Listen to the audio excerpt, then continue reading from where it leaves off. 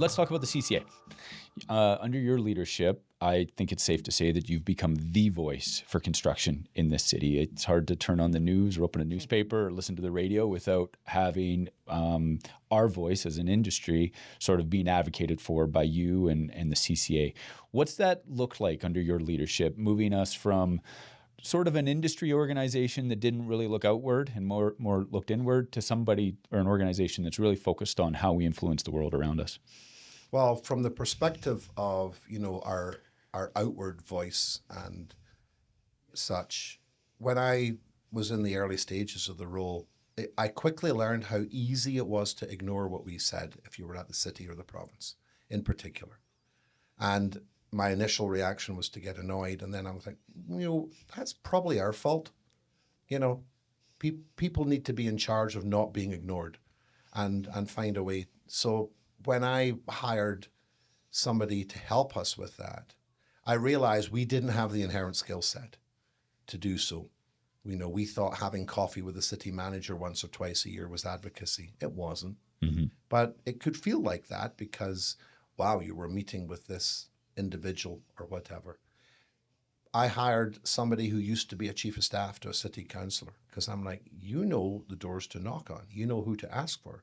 You know how to speak to them when they do come to the door. I want a message to be, how can CCA help on behalf of industry with everything the city needs to do? I don't want them hearing from us every time we're pissed off and grumpy. Doesn't make us very approachable the next time you're looking for advice. That's right. And it was go out and earn the fact that we care about Calgary through an industry lens because our members are Calgarians, they're taxpayers, and they're builders and constructors. And we know that we could do better work if we could work with you on a more successful basis. So I had a 27-year-old kid teaching me how to become a lobbyist, which was awesome. Yeah, that'd be cool. And he still is, because it's like, Bill? Because I'll say something and he'll start twitching. And it was, our industry needs to be talked about the way it would talk about itself, not through a media assumption or some sort of common misconceptions. And it was good old-fashioned feet on the street, sit down, meet with people, earn their confidence and trust, deliver, and build off of that. And he also knew how to connect with the media. So that built up a really good connection with the media. And of course, I'm a firm believer as a future performer, past performer, and such. Everything is about customer experience and your audience. And if they're going to spend the time to come and film you answering a few questions, give them content that is actually usable. Say a couple of things that might be a wee bit pointed, because sound bites are what they're looking for. Mm-hmm. And in doing so, show a face of the industry that those outside of it maybe haven't seen before. And it's a constant mission, and one we will continue on. What about members out there? So, I mean, you've got the free therapy, which is a bonus. You've got the advocacy to the governments and stuff like that. If you're speaking to your existing members or prospective members, what are some of the other things they can expect in terms of value that they get from the CCA? Well, I think one of the things that I think the way we view ourselves today that's maybe different than our association and in the past and other associations is, one of our past chairs said to me, he said, not-for-profit is a CRA designation. It's not the way to run a business. Mm-hmm.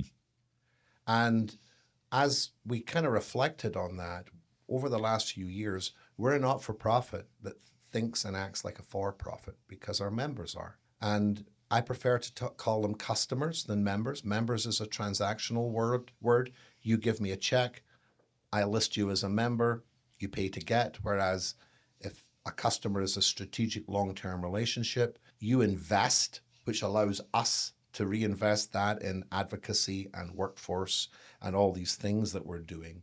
And you're also able to be in a constant dialogue as a business owner going, I'm really struggling with this, which then allows us to think about what else could we do for construction business owners. It's not just about events and networking that they and their team can attend.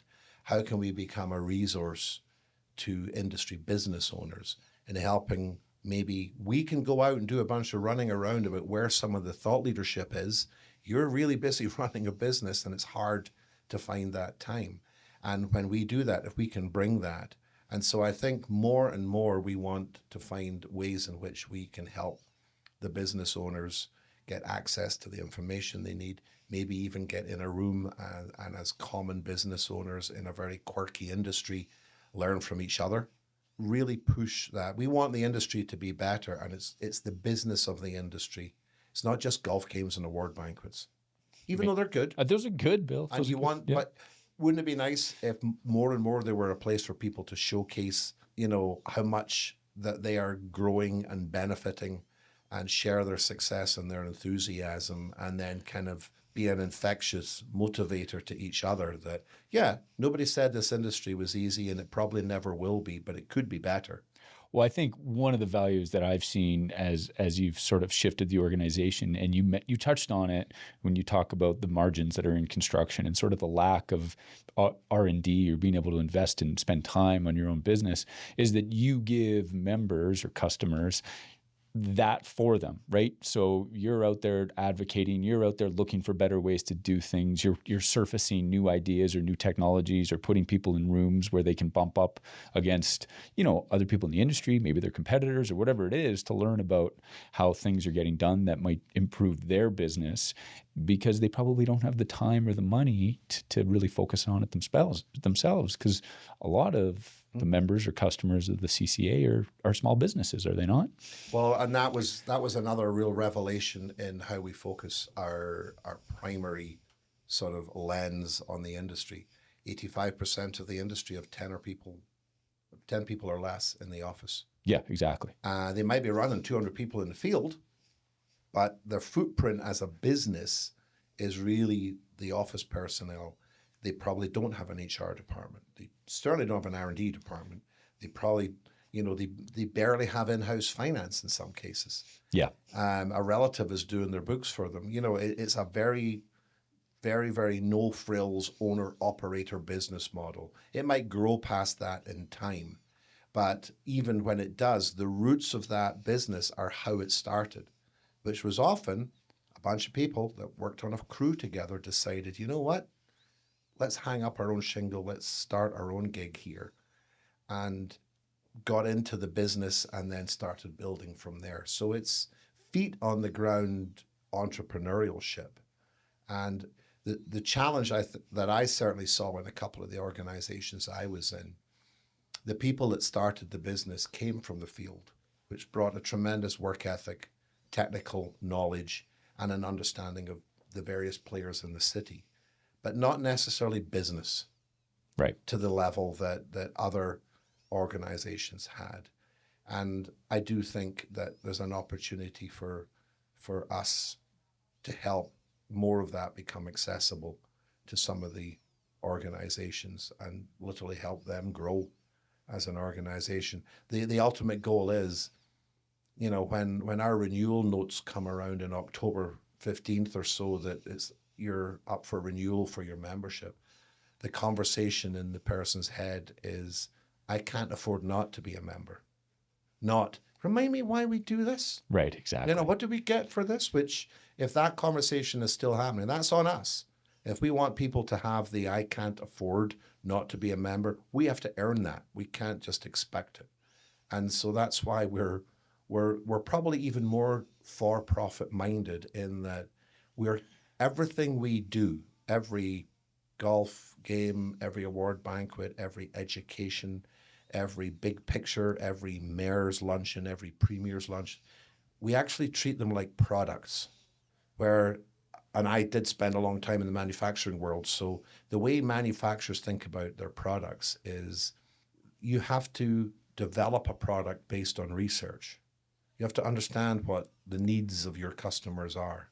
You then have to compile that product, design it, put it out there, and then track its impact and whether or not it does get the attention of your customers. You then need to support that and service that product and continually improve that product, whilst also keeping an eye on its shelf life, And if it's going to start running out, start your next replacement one.